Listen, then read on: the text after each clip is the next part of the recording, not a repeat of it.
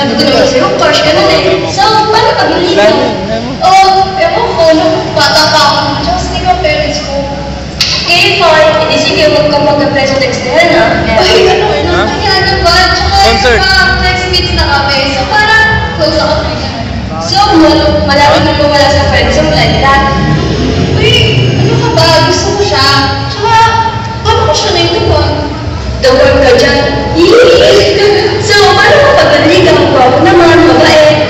Ay, naku, pahirapan ko muna siya. He has to make me feel beautiful. Like, I'm a princess. So, ako lang yung babae para sa kanya. Tsaka, charot. Hindi na sapat na sabihin niya na maganda ako, mabait, or matalino. So, pakiligin niya muna ako, tsaka maintindihan niya lahat ako bahay sa paligid ko. Grabe, Diyos. Grabe ka.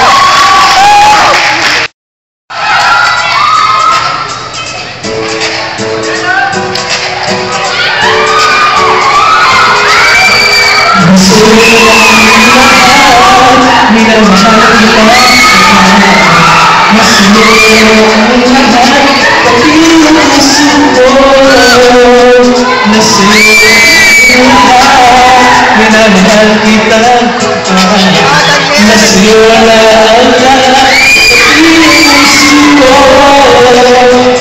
ko. Na nasa'yo na ang lahat, na nasa'yo na Sinasayo lahat ang pinakabilo. Hindi lahat sinasayo kahit bakit dapat ng ilo. Kailangan lumapit ka sa'kin at bilang ako nag-ilo. Di akalain sabihin mo na tuloy ang hinahanap ko. Nasa'yo na ang lahat, minamahal kita pagkat nasa'yo na ang lahat, pati ang puso ko. Nasa'yo na ang lahat, minamahal kita. Nasa'yo na pati ang puso ko. Para na po yung kay Ajil. Nasa'yo na ang lahat, nasa'yo na ang lahat. Sa pagmahal ka na sa dahilan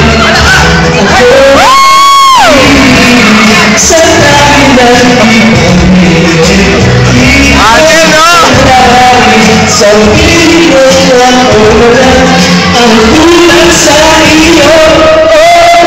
Nasa'yo na ang lahat, minamahal kita pagkat nasa'yo na ang lahat, pati ang puso ko. Nasa'yo na ang lahat, minamahal kita pagkat nasa'yo na ang lahat, pati ang puso ko. Nasa'yo na ang lahat, minamahal kita pagkat nasa'yo na ang lahat, pati ang puso ko. Nasa'yo na ang lahat, minamahal kita pagkat nasa'yo na ang lahat, pati ang puso ko. Nangasat ko na ang lahat. Nangasat ko na ang lahat, nasa'yo na ang lahat.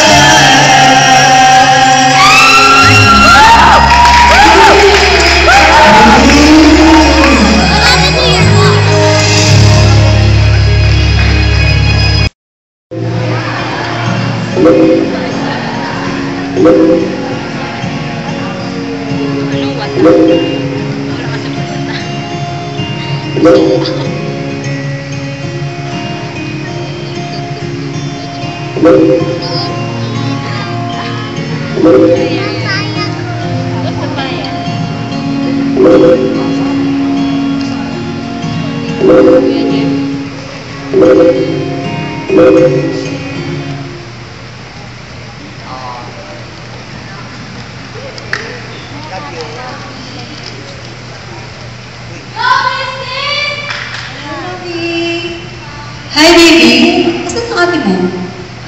Mami, gusto ko sabihin sa'yo. Ano yun? Chismis. Kasi, si ate Nikki, nakita ko siya may kasamang guy. Hindi ko lang alam. Seryoso ba yan? Nakita ko siya kahapon eh. Saan mo nakita yung ate mo? Naglalakad silang dalawa dun sa park. Magka-holding hands ba? O baka naman magkatabi lang. Mukhang magka-holding hands? Alam mo ba, anak? Gusto kong magkaroon kayo ng ate mo ng godly courtship. Ayoko muna mag-enter kayo sa relationship. Ilan taon pa lang ang ate mo. Masyado pa siyang bata at ikaw din. Sana mag-aral muna kayo ng ate mo. Alam mo, mahirap na ma-on-focus kayo sa studies mo, sa ministry mo kay Lord, sa mga kaibigan mo, kung mag-focus ka lang sa boyfriend. Dapat pag-aral muna, tapusin mo na ang pag-aaral. Mahirap para sa amin ng daddy mo na malaman yan. Paano pag nalaman mo na ng daddy mo yan mamaya? Ano na lang sasabihin natin sa daddy mo? Sige, ako na lang kakausap, ha? Okay. Salamat sa information, pero pwede mo natin ipag-pray yung ate mo? Sige po, sige, let's pray. Amen.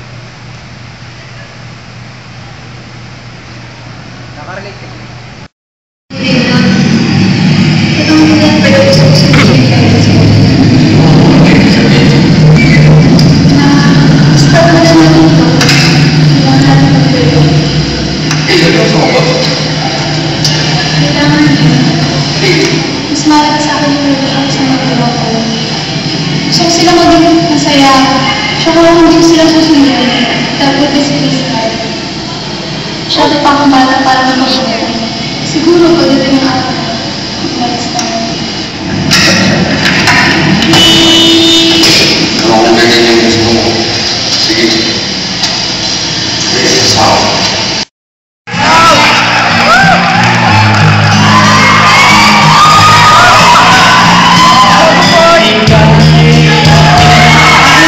Ikaw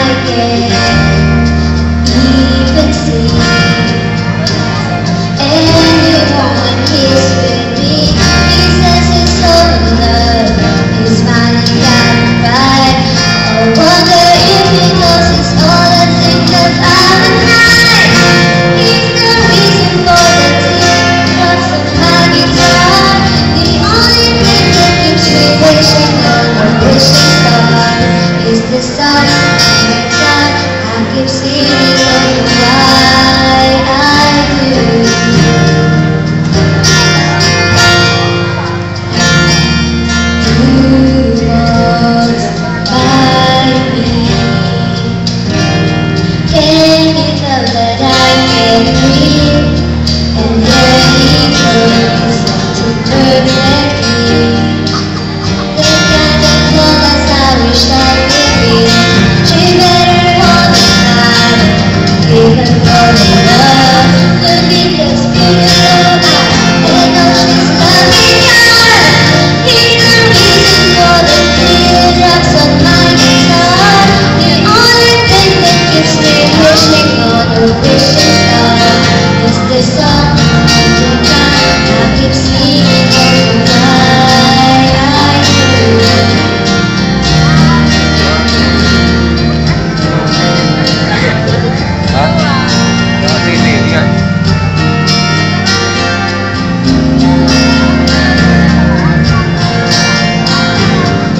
So far I home alone as I turn out the light.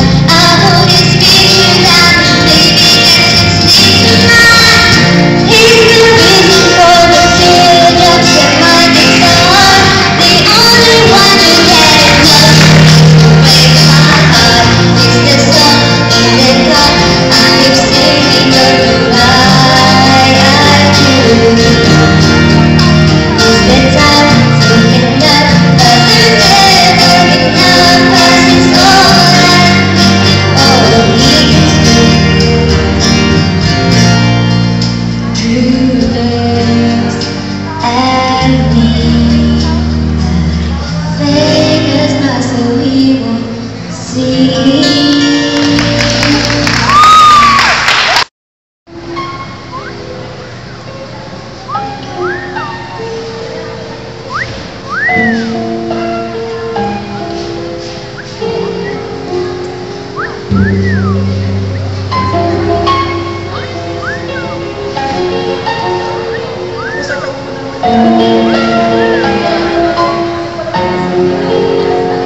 Magkuya pa man din.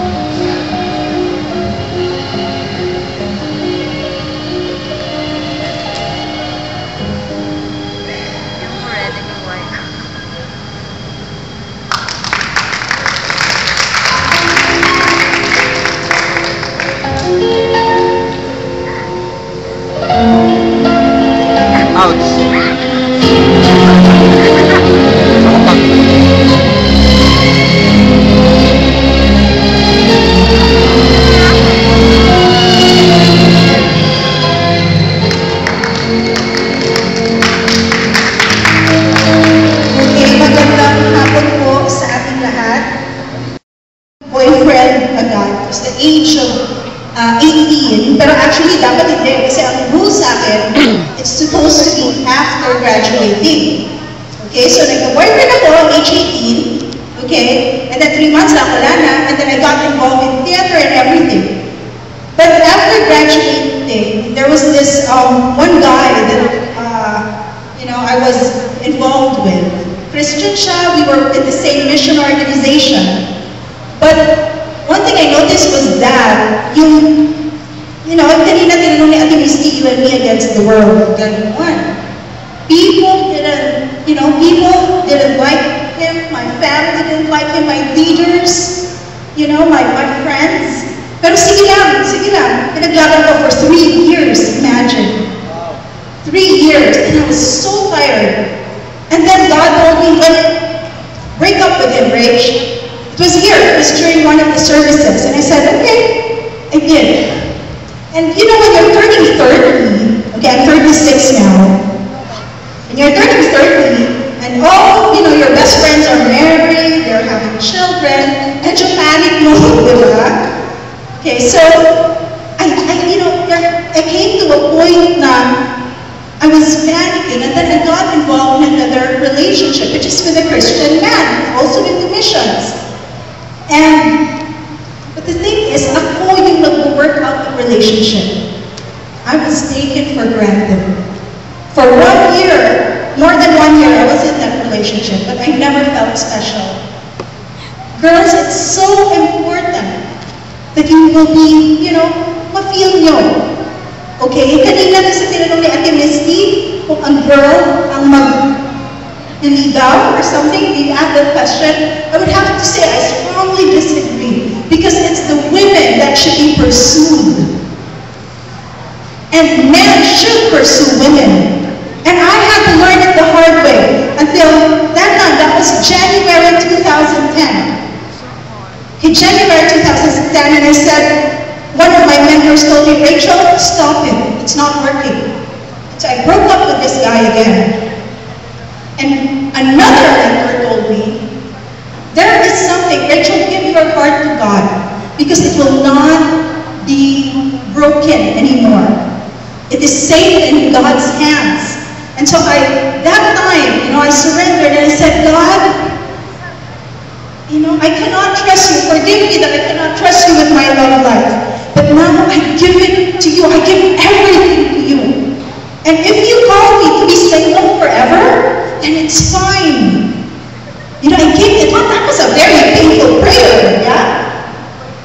But I said, God, I'm yours.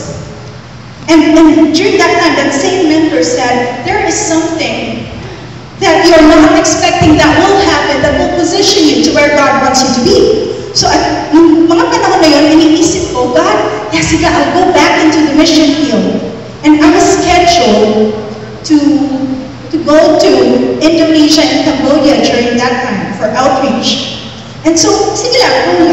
So when I was in Indonesia, okay, this is where the story comes in. This is where it gets interesting. I wasn't expecting anything. Now, the person who invited me, okay, I met him back in 2002. He was my friend, and he was my team coordinator in Indonesia. Okay, and when during that time, he was showing affections already. He was making legal already, but I said no. It was 2002 party, and I was interested with this guy, another guy. So wala lang. And then when I went back in 2010, he pioneered the School of Worship in Manado, Indonesia, and I was there to teach. And then it just, everything just fell into place. And he was very straightforward. He said, Rachel, I'm not praying. Will you pray with me? I'm not praying for a girlfriend. I'm praying for a wife. Will you pray with me? Will you talk with your leaders about me? Will you pray with us? I'm praying with my leaders. I'm praying with my parents. And guys, it is so important. Okay, I cannot see you. Okay? I want to share to you, it is so important that your family, that your leaders, your pastors approves. Because you have to have somebody praying for you. And during that time, now, okay, this Indonesian guy showed my picture to his mother and said, Ma, what do you think? This was, yes, I have peace. May peace ako. Pag-pray natin siya. So, and they just did. And then 2010 of December rather, ay grabe, bumaba ang hair ko noon. Kasi all the way from Indonesia, his leaders, his family encouraged him and challenged him, if you're serious with Rachel, go to the Philippines and talk with her family. And man, 2 weeks he had to raise money for that. But miraculously, the provision came and he was here. He was very straightforward with my mom, with my brother. He was saying, I want to marry your daughter. Wow. He was not afraid of my mom. He was not afraid of my family. And it was just so fast until we prayed about it. And then December 7, 2011, we got married. I got married with my husband. But I'm going to share it with you guys. Okay, and one thing I prayed for, I said, God, if you're going to give me a man, I want him that he will set that standard high and say, we will not kiss on the lips until the pastor says you may now kiss the bride. I didn't tell that. I didn't tell my husband that. I didn't tell Jules about that. I prayed it. I asked it sa Panginoon. And that time, he said that, oh, I was so surprised. He said, Rachel, we're not going to kiss. I'm not going to kiss you on the lips until the pastor says, I can. And for those months that we were in courtship, ang hirap. Diba? You love the person. You love each other. But I am not saying, I'm not boasting this because, ginawa namin. It's all by the grace of God. It can't be done. Amen? It can't be done. You can stay pure because you love each other. Because first of all, you love God. And then you love each other. And so that was the only time he kissed me on the lips. Actually, nung wedding night pa lang siya. Kasi sa Indonesia, pag sinabi ko may na-kiss the bride, dito sila mag-kiss. Because the kissing on the lips is not allowed in an Indonesian wedding. Okay? And so that was the only time, guys. And it's really by the grace of God. And God, one thing that I learned in my life, I struggled with it for many years. Ang daming taon, pasaway ako. My friends know that. But when I surrendered to God and said, God, you write my love story, pagod na ako. Wow. Boom. That's when it happened. That's when the Lord blessed me with a wonderful man who had the fear of the Lord, who's involved in so much passion for God. And that's what I want to encourage you guys. Wait. Learn how to wait. It's not easy. I've been there. But if you wait, ang hindi ko pa expect, God cares about our love lives, your love lives, young people. Okay, He will give you more than you can ask or imagine. Praise God, I had 2 weddings. I had one in Indonesia and one in the Philippines. And that amazes me. God cares for you. But the question is, are you willing to give your everything, especially your love life, to the Lord? That's it. Jin, tanggap ko na, Thank Jin. you, Alex. Can we open the lights, please? I happen to be Pastor Sur. And ang task namin ay to educate you young people to first and foremost discover yung word na honor before we discover yung word na love life. Iilan lang tayo, marami kami nagitahan pero yung iba hindi nakarating. But I know those who are here this afternoon needed to hear this. Meron kami pinamimigay, pwede ba natin ipamigay lang yan? Meron pa tayo, still have part 2 of our presentation, but this is the time when we need to educate you guys. Sino ba rito yung mga teenagers po, taas ang kamay? High school muna, let's start with high school. Wait. Sino ba yung mga college dito? Yung mga college students. We have several from STI and from UMAC, at yung mga nag-represented sa atin ay taga iba din school. Pero ito sana gusto namin i-impart sa inyo before we go back to our production. Ang sabi ng teacher ko, pag hindi mo daw naiintindihan ng isang bagay, isang compound word, you try to break them apart and understand them one by one. So, ang love life is quite a complicated thing. Kaya parang mahirap intindihin ng love life if you haven't understood love and you haven't understood life. What's surprising is that both love and life comes from God. Ito ang magandang observation. Kung ikaw, pakiramdam mo, ay walang nagmamahal sa iyo at nag-iisa ka, alam niyo ba, the very, very first being na nakapag-conclude na hindi pwede na ang tao ay mag-isa, it's God. Sabi ni God, it is not good for man to be alone. Hindi daw maganda para daw sa isang tao ang mag-isa. Sabi mo sa katabi mo, alam ng Diyos ang iyong paghihintay. Alam ng Diyos ang iyong mga pangangailangan. So the very first one, alam. was God. And the conclusion of God was this: it is not good for men to be alone. However, the same God said, there is a time for everything and a season under every activity in heaven.